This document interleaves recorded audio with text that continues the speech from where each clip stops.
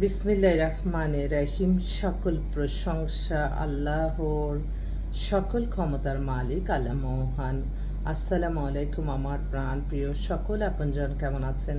আমি আপনাদেরই সামান্য একজন কান্তা আপা আবারও চলে আসলাম আপনাদের মাঝে অসংখ্য সুখবরের বার্তা নিয়ে। আল্লাহ নামে কাজ শুরু করলাম। আলহামদুলিল্লাহ, আলহামদুলিল্লাহ, আলহামদুলিল্লাহ। আল্লাহ মহানের কাছে হাজারো লক্ষ কোটি শুকরিয়া আদায় করছি। আল্লাহ মহান মানুষের কল্যাণে কাজ করার তৌফিক দান করেছেন।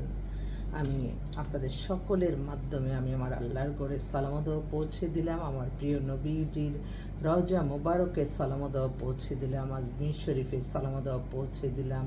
হজরত শাহজালাল শাহপরাণে সালামত পৌঁছে দিলাম। আমার সকল পাত্র পাত্রী যারা যেই উদ্দেশ্যে আসছে তাদের উদ্দেশ্য যাতে আল্লাহ কবুল আর মঞ্জুর করে নেয়, কোনো না কোনো উসিলার মাধ্যমে এই দোয়া কামনা করছি। এইমাত্র আমার ভাই দেখেন, মানুষের জন্য মানুষের মায়া মমতা ভালোবাসা আল্লাহর তরফ থেকে আসে।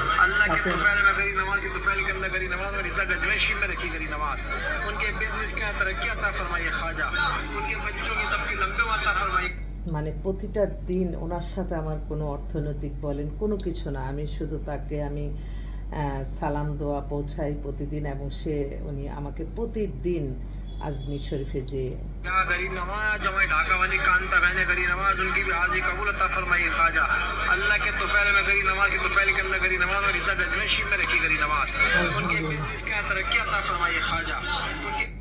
আমি তো হিন্দি বুঝি না, জানিও না, তো প্রত্যেকটা সময় উনি সালাম দেওয়া পৌঁছায়, এবং আমি যার যার কথা বলি যে আল্লাহ এই দুইটা যদি মিলে দুজনেই পছন্দ হয়েছে, আল্লাহ যদি ভালোর জন্য হয় আল্লাহ আপনি তাদেরকে কবুল আর মঞ্জুর করে নেন। শাহজালাল শাহপরানের মাজার, আজমির শরীফ, তারপরে আমার প্রিয় নবী যে রওজা মুবারকে আমি সকলের জন্য দোয়া করাই।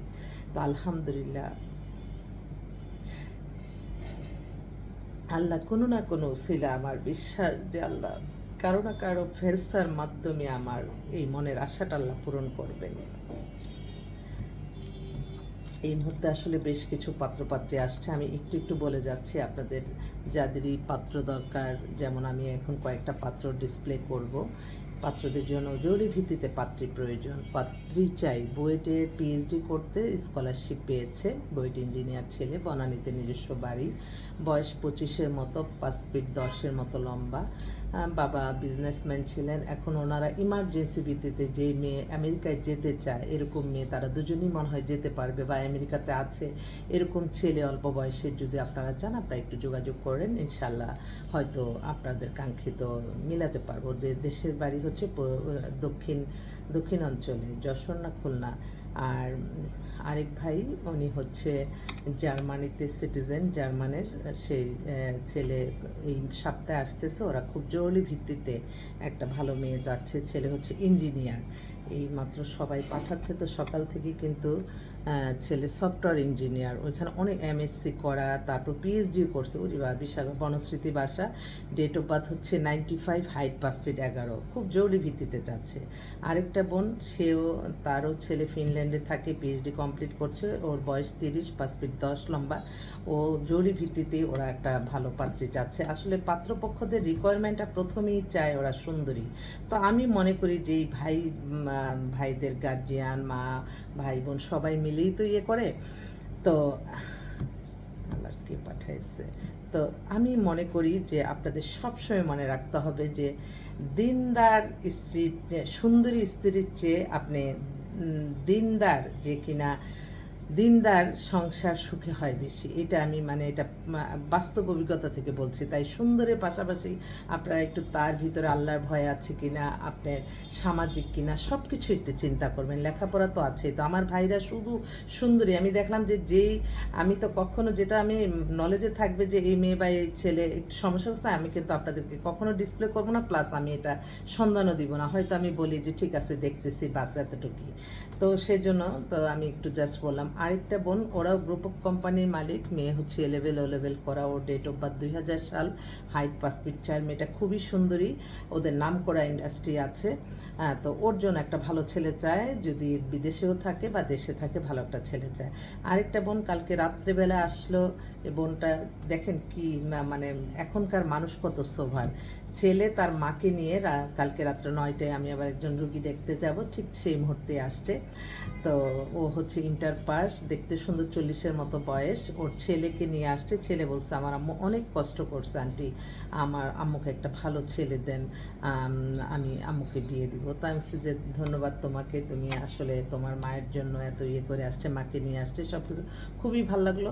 ওরা একটু প্রতিষ্ঠিত, কারণ আমার বোনরা প্রত্যেকেই প্রতিষ্ঠিত, মেয়েরাও প্রতিষ্ঠিত চায় আর অপ্রতিষ্ঠিত মেয়েরাও প্রতিষ্ঠিতই চায়। তাই মেয়েদের রিকোয়ারমেন্ট একটাই, মেয়েদের চাওয়া পাওয়া রিকোয়ারমেন্ট সব কিছু মিলে, কিন্তু ছেলেদের শুধু সুন্দর এটা মিলে। বাকিগুলি যারা একটু বুঝে যে না আমার একটু দিনদার দরকার, সেরকম মেয়ে খুঁজে, হয়তো সুন্দরী না হলেও চলবে, বলে যে পরিবারটা একটু ভালো ফ্যামিলি বা পরিবার একটু হেল্প করবে, এরকম ছেলেও আছে। এই তো আরেকটা বোন, তার মেয়ে তো অপূর্ব সুন্দর, মনে হচ্ছে দেখাইতেছে, মেয়েটা ইঞ্জিনিয়ার, ওদের ধানমন্ডিতে বাসা। ওর বোনরা বিদেশে চলে যাবে, খুব জরুরি ভিত্তিতে একটা ভালো পাত্র চায়, সে চাকরিজীবী হতে পারে, ব্যবসায়, দেশেই থাকে, 95-এ date of birth, height 5 feet 5, ওর জন্য একটা ছেলে যাচ্ছে। আরেকটা বোন, তারাও অনেক বড় শিল্পপতি মেয়ে, অস্ট্রেলিয়া থেকে এখন দেশে আসছে, পোড়া পরিবার, এখন ওর বয়স মাত্র 23, 5 ফিট 4 লম্বা, ওর সাথে আমি ছবিও তুলে আসছি, খুব সুন্দর দেখতে, 2 বোন 1 ভাই, ওরা বিজনেসম্যান, ওর জন্য একটা ভালো ছেলে চাচ্ছে। আর তারপর মানে আরেক ভাই পুলিশের অনেক বড় ঊর্ধ্বতন কর্মকর্তা, ওনার মেয়ে, ও হচ্ছে ব্যাংকে জব করে, ওর 95-এ date of birth, height 5 feet 3, দেখতে সুন্দর, স্বাস্থ্য টাস্থ্য ভালো, ওর জন্য একটা ভালো ছেলে চাচ্ছে। আমি জাস্ট একটু বলে যাচ্ছি, কারণ আরেকটা বোন, তারা সেই সুদূর চট্টগ্রাম থেকে আসতেছে, ওদের অনেক বড় বিজনেসম্যান, মেয়ে date of birth 98, height 5 feet 5, দেখতে খুবই সুন্দর। ওরা কালকে বৃহস্পতিবার শুক্রবার 2 দিনই ঢাকাতে থাকবে। যদি চট্টগ্রামে প্রতিষ্ঠিত পরিবারের কোনো আপনারা চান তাহলে আপনারা যোগাযোগ করতে পারেন, আমি ওদের সাথে, ওরা 2 দিন থাকবে। আরেকটা বোন, তাদের হচ্ছে মাদারীপুর বাসা, ঢাকা এখানে শান্তিনগরে নিজের ফ্ল্যাট, ব্যবসায়ী পরিবার, মেয়েটা 96-এ ডেট অফ বার্থ, পাতলা স্লিম মেয়ে, অনেকে চায় না, স্মার্ট, তো এই টাইপের মেয়েটা, ওর জন্য একটা ছেলে চাচ্ছে। এছাড়া তো আরও আছেই, আর আমার অনেক অনেক বিধবা ডিভোর্স বোন আসছে, তাদের জন্য আমি আহ্বান করছি। একটা বিধবা বোন, ও হচ্ছে আপনার মানে গায়িকা, হ্যাঁ, তো ওরা সবাই কানাডাতে থাকে, ওর একটাই মেয়ে কানাডাতে থাকে, ওরা দেশে আসছে, মেয়ের বয়স ধরেন 45-এর মতো, ওর জন্য একটা ভালো ছেলে চাই, যদি আপনারা কণ্ঠশিল্পী পছন্দ করেন। এছাড়াও তো একটা একটা রাখলে আরেকটা চলে আসতেছে, আরেকটা আমি কোনটা রেখে কোনটা বলবো। তো আমার ভাইদের অনুরোধ করব, বোনদের অনুরোধ করব, যারা পাত্র পাত্রী খুঁজছেন ইনশাল্লাহ চলে আসবেন। আমাদের মোবাইল নাম্বারটা বলে দিচ্ছি, 019718600261। সবাই দোয়া করবেন, সবাই যাতে সবার জন্য ভালোটাই কামনা করে, কোনো হিংসা বিদ্বেষ, ক্ষমতার অপব্যবহার, মানুষের ক্ষতি, মানুষকে ধ্বংস করার চিন্তাভাবনা, এগুলি থেকে আমাদের সকলে বেরিয়ে আসতে হবে। এই সুন্দরভাবে দেশটা পরিচালনা করলেই তো আমরা শান্তি।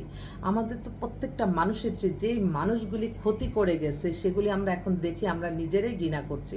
অতএব আমরা যদি আমরা গড়তে যেয়ে যদি আমরা আবার সেই ভুল করি, সেই ভুলের কিন্তু সেটার জন্য আবার প্রায়শ্চিত্ত পেতে হবে। যা চলে গেছে চলে গেছে, এখন নতুন করে জীবন মান উন্নয়ন সব কিছু করতে হবে, প্রতিটা সময় প্রতিটা ক্ষণ মানুষের কল্যাণ কাজ করতে হবে, এবং প্রতিটা ধাপ আপনার আসবে ভালো কীভাবে, সেটা হচ্ছে শুধুমাত্র নামাজ, রোজা, এবাদত বন্দেগী, দান সদকা, মানুষের কল্যাণ, হজ উমরা পালন, ভালো কাজ, এর মাধ্যমেই আপনি কিন্তু ভালো কিছু পাবেন, অন্য কোনো ওয়েতে না। জানি অনেকে আছে মানুষ কি হিংসা আরেকটা মানুষের এই যে প্রতিশোধ পরায়ণতা, এটা কিন্তু আল্লাহ একদম অপছন্দ করে। সবসময় মানুষকে ক্ষমাশীল হতে হবে, মায়াশীল হতে হবে, দানশীল হতে হবে।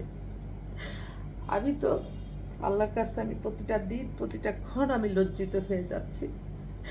এখানে ইগোর কোনো প্রবলেম নাই, আমি বলবো আমাদের যে সেবাটা আমরা দিচ্ছি এই সেবাটা এক একটা মানুষের জন্য 20, 30, 40 হাজার টাকার মতো কিন্তু আমাদের খরচ হয়ে যায়। কিন্তু আমি সবসময় চিন্তা করি মানুষের একটা পয়সা দিলেও সেটা আমি কতক্ষণে 3 গুণ দিব সেই চিন্তায়।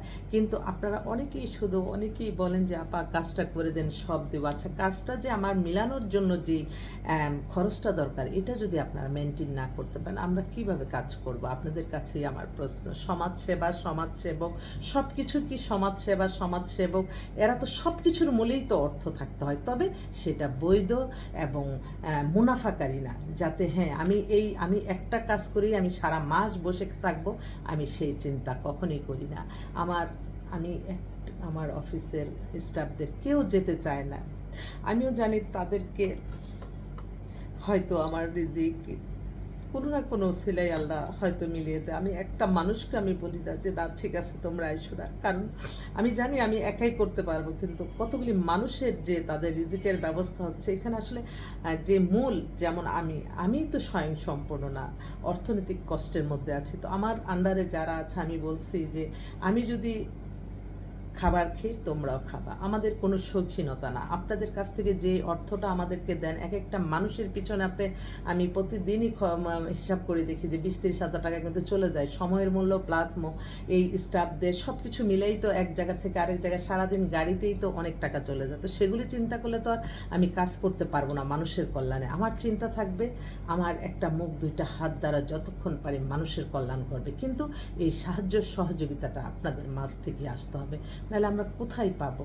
আপনারা কতভাবে এক জায়গায় বসেন 5-10 হাজার টাকা শেষ করে ফেলেন, কিন্তু আমাদেরকে এত বড় একটা দায়িত্ব দিবেন, আপনাদের একটু মায়া লাগতে হবে, তাছাড়া হবে না। আমি তো প্রত্যেকটা কালকে একদম নিঃস্ব, রাত্র 8টা বেজে গেছে, আমার একজন খুব আমার আপনজন সে হাসপাতালে, তারা প্রত্যেকেই কোথাও না কোথাও কোনো সমস্যা হলে জানে যে কান্তাপার কাছে যাই, অনেক মানুষ আছে সাহায্য সহযোগিতা করার জন্য, কিন্তু আমি তো অর্থশূন্য মানুষ। আমার যতটুকু আছে আমি তা দিয়ে সাহায্য করতে চেষ্টা করি। আমি কোনো শৌখিনতায় না, খাওয়া দাওয়া কোনো কিছু শৌখিনতা করি না। আমি যেটা মনে করি যে আমাকে যদি কেউ প্রশ্ন করে যে আপা আপনার সবচেয়ে সুন্দর সময় কোনটা, আমি বলবো রোজার মাস। আল্লাহর যে কোথা থেকে বরকত রহমত চলে আসে বোঝাতে পারবো না। কালকে রাত্র 8টা পর্যন্ত আমার স্টাফরা সবাই বসে আছে, আমাকে বিদায় দেন, কাছে একটু বসে আমি নিঃস্ব হাত, আমি আল্লাহ তাড়াতাড়ি এশা নামাজটা পড়ে ফেলাম। নামাজের আপনার সালাম ফিরানোর সাথে সাথে এক ভাই ফোন করলো হঠাৎ অলৌকিকভাবে, কেমন আছেন, সে করছে সেই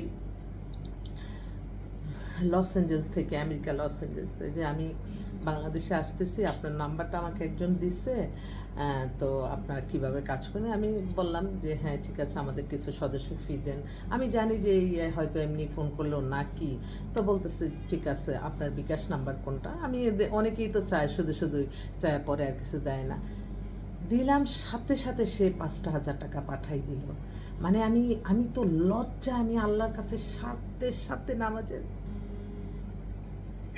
আমার শক্তি আমি শেষ করে বলতে পারবো না। সাথে আমি ওই হাসপাতালে গেলাম, তাদেরকে মৃত্যুসজ্জা মানুষ, অর্থ কষ্টের জন্য সেই রুগীটা সেবা পাচ্ছিল না, তো আমি সাথে দিয়ে এবং বললাম আল্লাহ যাকে আল্লাহ এরকম করে সে আমার এই একটা মানুষের উপকার করলো, আপনার তাকে 1000 বছরের হায়াত দান করেন, রিজিক দান করেন। তো এটা জাস্ট ছোট্ট একটা উদাহরণ দিলাম।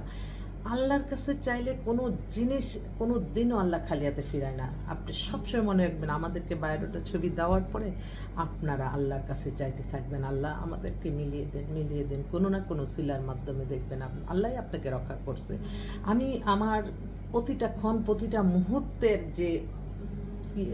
যে ইয়েগুলি পাচ্ছি, সেটা আমার মনে হয় আমি প্রত্যেককে ডিসপ্লে করি, মন থেকে বলি যে তোমরা এই পথে আসো। আমি তো আর বেশি করে বলতে পারি না, এটা যদি কারো চোখে পড়ে আমি একটা কথাই বলতে চাই, আপনাদের জীবন মান উন্নয়ন সব কিছু হবে আপনার নামাজ রোজা এবাদত বন্দেগী দান সদকা মানুষের কল্যাণ হজ উমরা পালন ভালো কাজ এর মাধ্যমে, অন্য কোনো ওয়েতে না। সবাই ভালো থাকবেন।